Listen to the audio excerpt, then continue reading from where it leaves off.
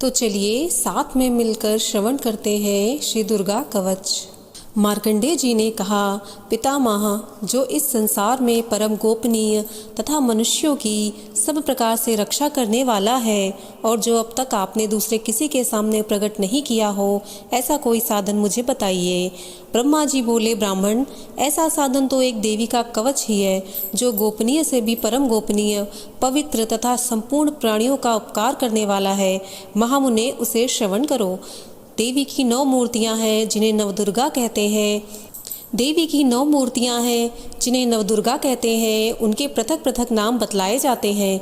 प्रथम नाम शैलपुत्री है, दूसरी मूर्ति का नाम ब्रह्मचारिणी है, तीसरा स्वरूप चंद्रघंटा के नाम से प्रसिद्ध है, चौथी मूर्ति को कूष्मांडा कहते हैं, 5वीं दुर्गा का नाम स्कंद माता है, देवी के 6ठे स्वरूप को कात्यायनी कहते हैं, 7वां कालरात्रि और 8वां स्वरूप महागौरी के नाम से प्रसिद्ध है, 9वीं दुर्गा का नाम सिद्धिदात्री है। ये सब नाम सर्वत्र महात्मा वेद भगवान के द्वारा ही प्रतिपादित हुए हैं।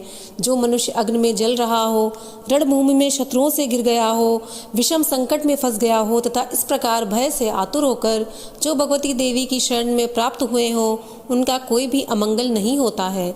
युद्ध के समय संकट में पड़ जाने पर भी उनके ऊपर कोई विपत्ति नहीं दिखाई देती। उन्हें शोक, दुख और भय की प्राप्ति नहीं होती है। जिन्होंने भक्तिपूर्वक देवी का स्मरण किया है, उनका निश्चय ही अभ्युदय होता है। देवेश्वरी, जो तुम्हारा चिंतन करते हैं, उनकी तुम निसंदेह रक्षा करती हो। चामुंडा देवी प्रेत पर आरूढ़ होती हैं, वाराही भैंसे पर सवारी करती हैं, ऐन्द्री का वाहन ऐरावत हाथी है, वैष्णवी देवी गरुड़ पर ही आसन जमाती हैं, महेश्वरी वृषभ पर आरूढ़ होती हैं, कौमारी का वाहन मयूर है, भगवान विष्णु की प्रियतमा लक्ष्मी देवी कमल के आसन पर विराजमान है और हाथों में कमल धारण किए हुए हैं। वृषभ पर आरूढ़ ईश्वरी देवी ने श्वेत रूप धारण कर रखा है। ब्राह्मी देवी हंस पर बैठी हुई हैं और सब प्रकार के आभूषणों से विभूषित हैं। इस प्रकार ये सभी माताएं सब प्रकार की योग शक्तियों से संपन्न हैं। इसके सिवा और भी बहुत सी देवियां हैं जो अनेक प्रकार के आभूषणों की शोभा से युक्त तथा नाना प्रकार के रत्नों से सुशोभित हैं। ये संपूर्ण देवियां क्रोध में भरी हुई हैं और भक्तों की रक्षा के लिए रथ पर बैठी दिखाई देती हैं। ये शंख, चक्र, गदा, शक्ति, हल और मुसल, खेडक और तोमर, परशु तथा पाश, कुंत तथा त्रिशूल एवं उत्तम शांग, धनुष आदि अस्त्र शस्त्र अपने हाथों में धारण करती हैं। दैत्यों के शरीर का नाश करना, भक्तों को अभय दान देना और देवताओं का कल्याण करना, यही उनके शस्त्र धारण का उद्देश्य है। महान रौद्र रूप, अत्यंत घोर महापराक्रम, महान बल और महान उत्साह वाली देवी, तुम महान भय का नाश करने वाली हो, तुम्हें नमस्कार है। तुम्हारी ओर देखना भी कठिन है। शत्रुओं के भय को बढ़ाने वाली जगदम्बिके, मेरी रक्षा करो। पूर्व दिशा में ऐन्द्री मेरी रक्षा करे, अग्नि कोण में अग्निशक्ति, दक्षिण दिशा में वाराही और नक्षत्र कोण में खड्ग धारणी मेरी रक्षा करें। पश्चिम दिशा में वारुणी और वावव्य कोण में मृग पर सवारी करने वाली देवी, उत्तर दिशा में कौमारी और ईशान कोण में शूल धारणी रक्षा करें। ब्रह्माणी, तुम ऊपर की ओर से मेरी रक्षा करो और वैष्णवी देवी नीचे की ओर से मेरी रक्षा करें। इस प्रकार शव को अपना वाहन बनाने वाली चामुंडा 10 दिशाओं में मेरी रक्षा करें। जया आगे की ओर से, विजया पीछे की ओर से मेरी रक्षा करें। वाम भाग में अजिता और दक्षिण भाग में अपराजिता रक्षा करें।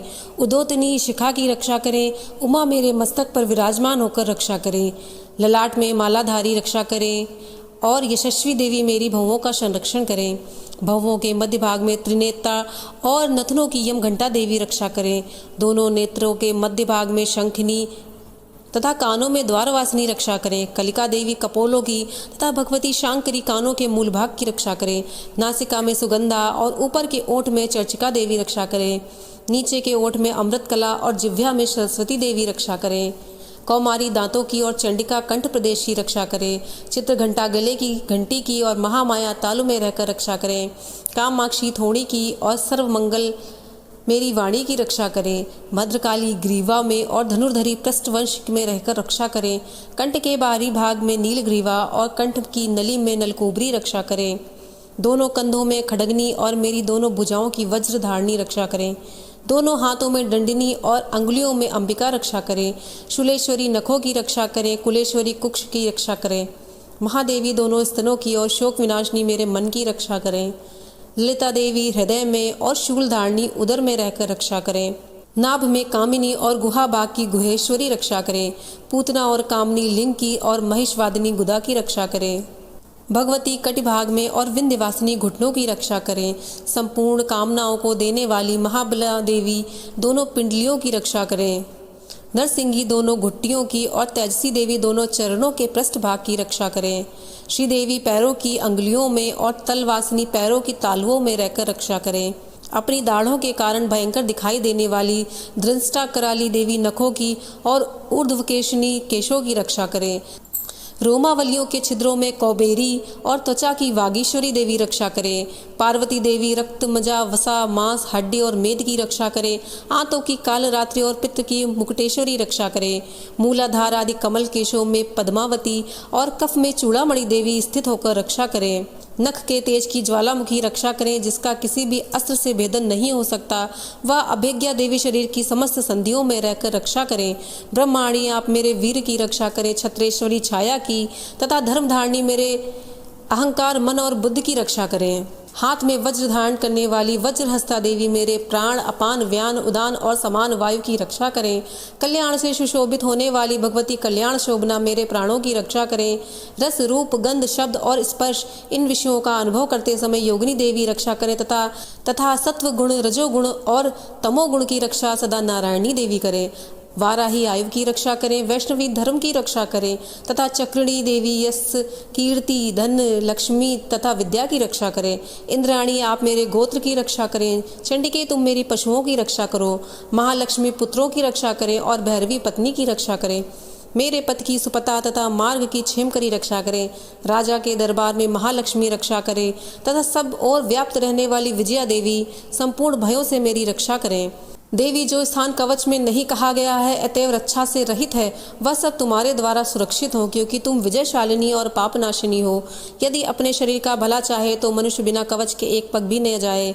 कवच का पाठ करके ही यात्रा करे। कवच द्वारा सभी ओर से सुरक्षित मनुष्य जहाँ जहाँ भी जाता है वहाँ वहाँ उसे धन लाभ होता है तथा संपूर्ण मनोकामना सिद्ध करने वाली विजय की प्राप्ति होती है।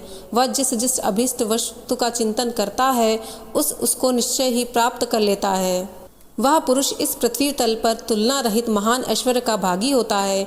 कवच से सुरक्षित मनुष्य निर्भय हो जाता है। युद्ध में उसकी पराजय नहीं होती तथा वह तीनों लोकों में पूजनीय होता है। देवी का यह कवच देवताओं के लिए भी दुर्लभ है।